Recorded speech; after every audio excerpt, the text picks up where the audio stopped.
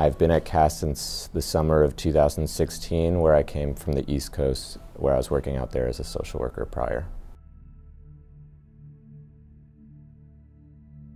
CAST was founded in 1998 after a pretty landmark case called the El Monte sweatshop case, in a part of the Los Angeles area called El Monte, about 72 Thai workers were found to be in a slave-like condition in a residential home in El Monte, California. One of the workers was able to escape and got help, and when law enforcement got involved and an organization called the Thai CDC, they realized there wasn't any organization or agency built or set up to deal with modern slavery, or what we now call human trafficking. So they created a coalition, and the Thai CDC is one of our founding partners and agencies to assist these survivors of modern slavery. And they even had to go back to some somewhat now antiquated slavery laws to even figure out how to process that case and be of assistance. So CAST was created to, and is at the time, one of the first agencies in the United States focusing solely on anti-human trafficking and providing assistance to survivors.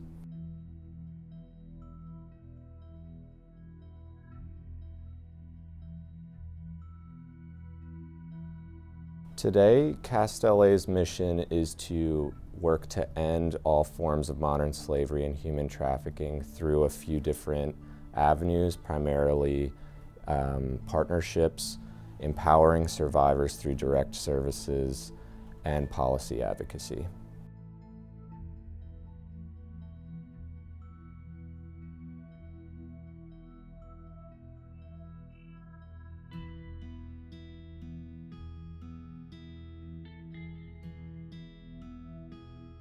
CAST works to combat all forms of human trafficking. So and I think it's best exemplified through our direct services in terms of who we serve. We work with anyone and everyone, so minors and adults, U.S. citizens, foreign nationals, and all forms of trafficking, which include labor trafficking and sex trafficking. And we have also many clients who have been trafficked for both labor and sex, so it really encompasses the full gamut.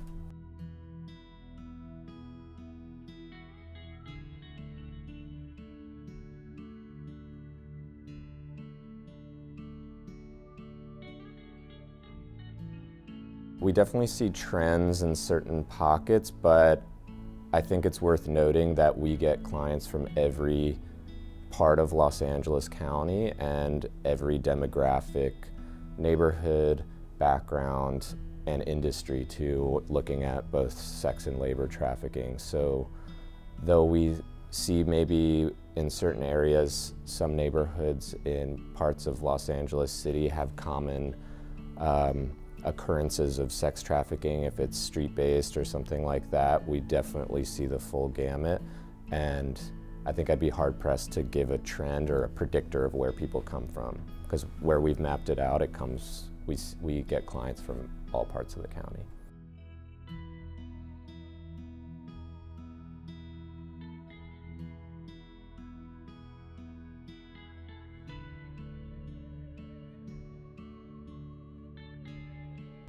I think some of the biggest that come up are that human trafficking has to do with human smuggling, and that's often a big misconception that it requires movement or across national borders or something like that.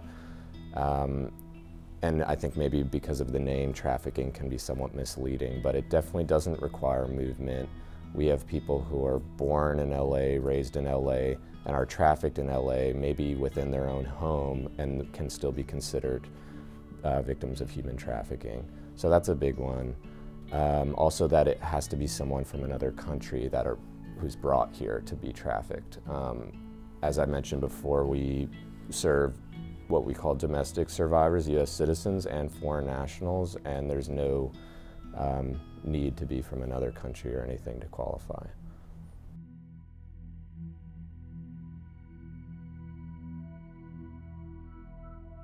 I think for reduction and prevention, some of our biggest assets are survivor empowerment and policy advocacy. We have a really interesting and robust survivor network that's made up of a lot of former clients who have graduated from our direct services called the Survivor Caucus. And they meet as both a support group and a body that brainstorms and helps write policy that goes to both Sacramento and Washington, D.C. related to anti-trafficking laws and additional support for survivors. And they're also within part of the National Survivor Network, which is a national body of survivors that help advocate. We also have a legal director here who's a point person and primarily responsible for assisting in writing policy as well and doing lobbying efforts in Sacramento and D.C. on a regular basis.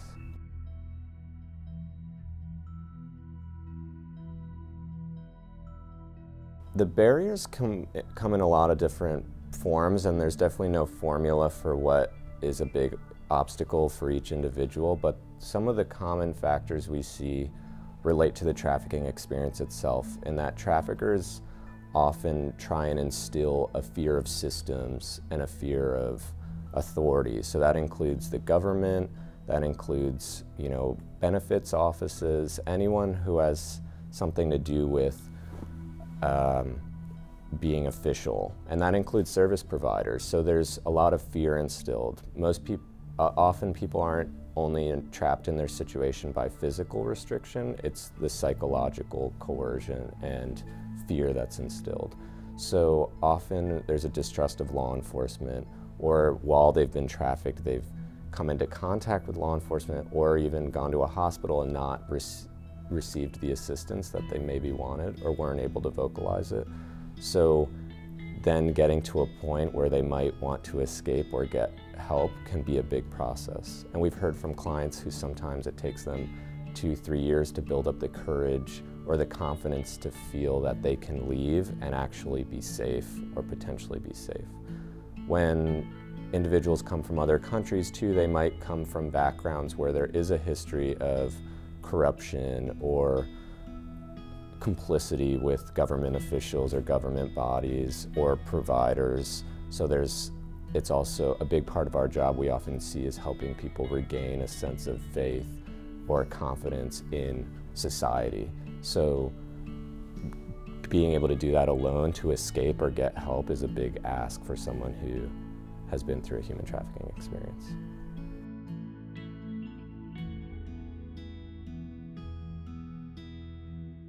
With our clients and the survivors of human trafficking that we work with, we see a lot of symptoms, as you might expect, consistent with post-traumatic stress disorder. But on top of that, because human trafficking can be an all-encompassing experience that impacts a lot of facets of life, we see also responses and reactions that are more indicative of what we call complex trauma. And that also has to do with traumas built up over a lifetime where maybe human trafficking went on for a long time, because often it does, but individuals may have experienced other traumatic events prior to that led to them being vulnerable to being trafficked. So with that buildup of experiences, often we see people with distorted memories where they forget a lot of their experiences or things that happened to them, or high levels of depression or anxiety, distrust or agitation, or sometimes explosive emotions, things like that.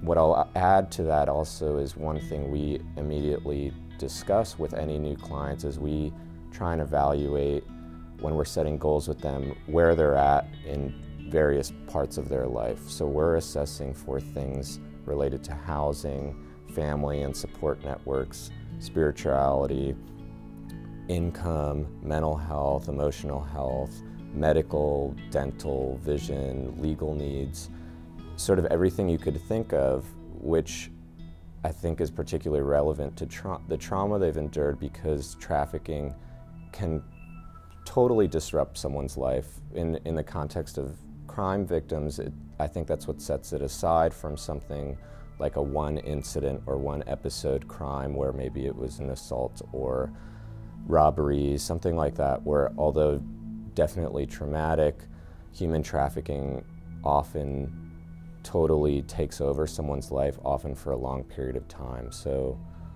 beginning work is really starting from scratch for a lot of our clients, and that's a big uphill battle that they set out on.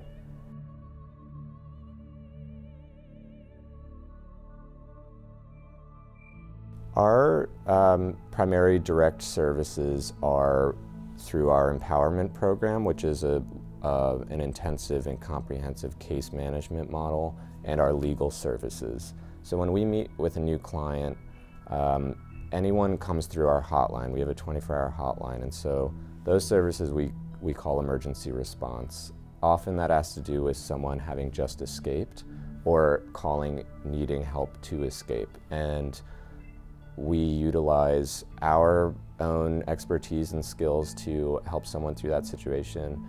When it's relevant, we also use our law enforcement partners, and CAST is the NGO lead for the LA County Regional Human Trafficking Task Force with the LA Sheriff's Department. So those partnerships come in handy in helping someone escape or identifying new clients and survivors. Once we're in that emergency response phase, we talk to someone and assess what they're interested in and what they might have need for, whether that be legal issues. The legal services include if they have charges incurred while they were trafficked, and there's new laws in California that assist with expungement of records for that. Or we also do immigration needs for foreign nationals and helping to apply for things like a T visa or other relief forms that might be appropriate for a trafficking victim. Our comprehensive case management is a very unique empowerment model where it's really driven by our clients, what goals they have, and we aren't limited by time. Some clients we work for, they just need a couple months to get stable and back on their feet. Some individuals, we kind of follow and work with collaboratively for 2 to 3 years.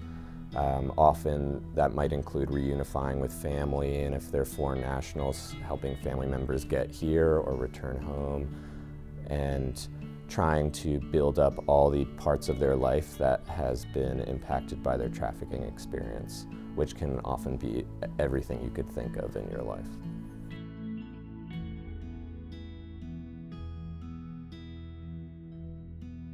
Well, a big part of our work on the comprehensive case management side is linking our clients with outside resources. So that's a big portion of what we do.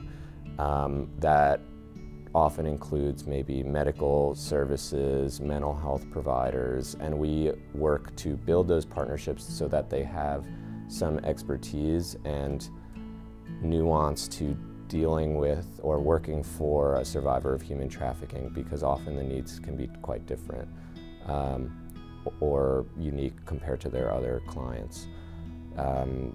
Those resources also include housing is a big one. We don't have any particular shelter program specifically for human trafficking it's definitely not that common. CAST does have a transitional living program that houses up to 10 adult women. That is one of the only that's solely for human trafficking survivors, but that's always a huge need of ours. And we're starting to track also the amount of our new clients who come through our emergency response program who are homeless or unsafely housed.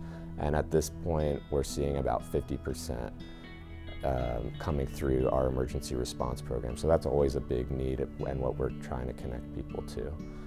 On the mental health and the behavioral health side, finding providers that might have unique treatment models or alternative treatment models is big for us. And we've utilized CalVCB a lot in that way, because it's given us some flexibility as the network of providers has grown who take CalVCB, because a lot of our clients are not comfortable or not interested in traditional talk therapy or what might be offered in a trauma center that takes Medicaid or other forms of insurance, whereas a private provider who takes CalVCB, who might be including more eclectic mixes, that's often been a great fit for our clients.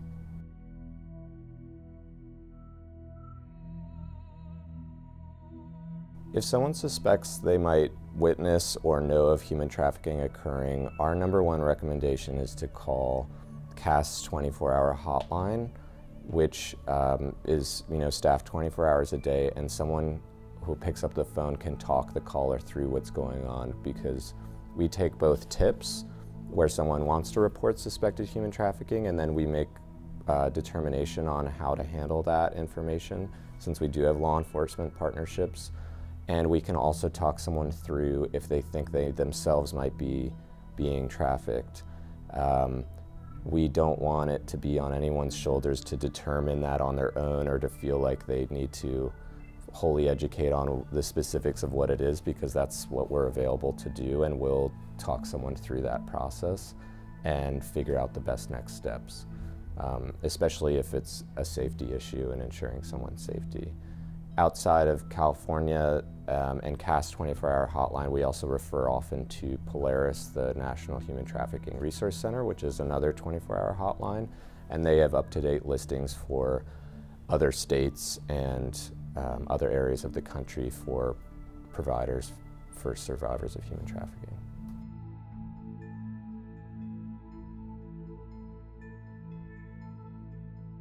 Aside from where we find CalVCB really useful as it currently is with connecting to outside services and providers that someone otherwise might not be able to afford, I think a great starting point with trauma-informed care is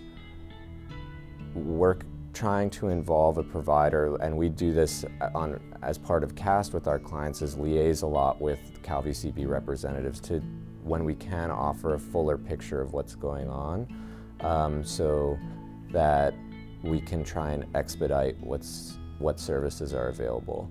I think CalVCB, because it can take some time, one of the challenges is often with human trafficking survivors, we're focusing on crisis needs right away, and some of the options like relocation assistance and mental health services are great, but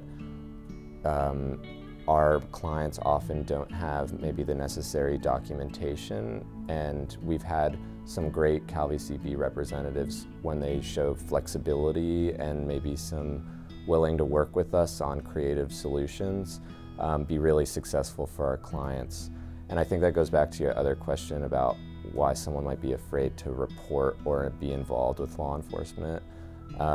And that goes to therapy too. A lot of our clients are extremely hesitant to engage in mental health services because often it requires retelling of the story, and if they're in a place where they're still feeling avoidant of memories, that can be the case. And rebuilding trust of government systems is a huge barrier when fear of law enforcement has been used as a tool in the trafficking situation. And that's almost always the case. Whether an individual had a negative encounter with law enforcement or not, often traffickers use that to their advantage. With foreign nationals, immigration status can be a big tool to use to make for fear of reporting. So I think that can be a challenge in terms of providing supporting documentation, whether it's requested from a mental health provider or from law enforcement. The other gap we see sometimes arise is the timeline, and because there's a late filing option but some restriction in when that's available, we find that comes up because sometimes when we take on new clients, they left their trafficking experience maybe 6 years ago, or more than the 3-year time period, but they are still impacted in their trafficking experience. So I think our clients would see it as helpful and supportive if there were ways to create that continuity, or that we could provide some way to demonstrate that the issues they're facing today are still a result of their trafficking experience, which we see as almost always the case. Sometimes it takes our clients a long time to gain the self-awareness of what happened to them, and they may not have ever heard of human trafficking, so we see that is often a reason why it takes years for our clients to reach out for help. and to address some of the issues that are still impacting them from their victimization. A lot of our clients don't self-identify as victims as well. So I think from the CalVCB side of things, being sensitive to that possibility, that even though it's a program designed for, quote, victims of crime, that it might still just be morphed in the eyes of our clients as just a resource to help them for what they need and what they're going through, that there doesn't need to be an emphasis on them being a victim. It's more, this is something available to them from the state of California. That is a huge piece too. And we often, even by the time we're done working with someone, they might still not identify as a victim. We do provide a lot of psychoeducation and find that's a big piece of our work with clients in their recovery, but it's not always the case, and we try and honor that when we can, when it comes up. Yeah, I think from our side with engagement and building that relationship, the number one piece of feedback we get from clients is a sense of safety. So that's often, obviously, a huge part of what's been lacking in their life if they have been a victim of human trafficking is a sense of safety and stability. So just someone knowing a clear definition of what your role is, what you're able to do, expectations, managing expectations can really help someone feel more secure, like they know what to expect. There aren't trying to reduce as many as unknowns as you can and create a sense of safety is huge. And in addition, we try and frame our work with our clients as a collaborative effort, that we're not there to tell them what to do, make decisions for them. Our goal is for them to feel empowered and to feel like they are the agents in their own journey of making decisions for their own goals. We're just there to help maybe guide or prompt the process of even thinking about what your goals are, and then we're there to work together. So the more that you can establish a sense of safety and sort of a collaborative relationship, the better.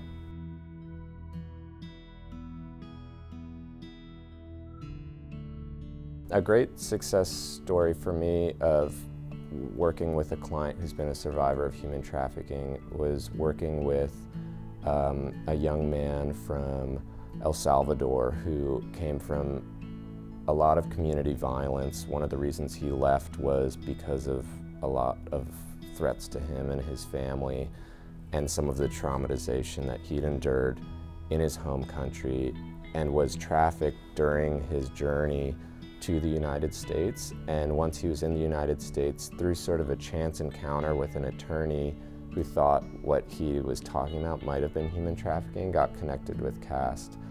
And I think he's a great example because he came with a lot of self-doubt, not fully understanding maybe what types of crimes he'd been the victim of, fear of government, fear of social systems, had seen a lot that had made him feel that way and made him feel distrustful.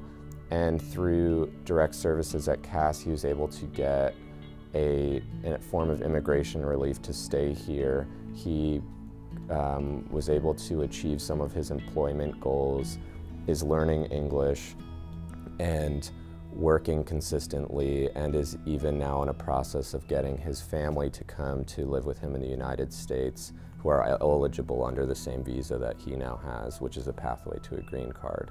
And so seeing that transformation from someone who really comes into your office and you feel like you're starting from scratch, there's housing needs, life skill needs, no social support, to someone who feels confident in their life and able to make it on their own and actually proactively do things they thought they wouldn't otherwise do, like go back to school, is for us always a huge success story.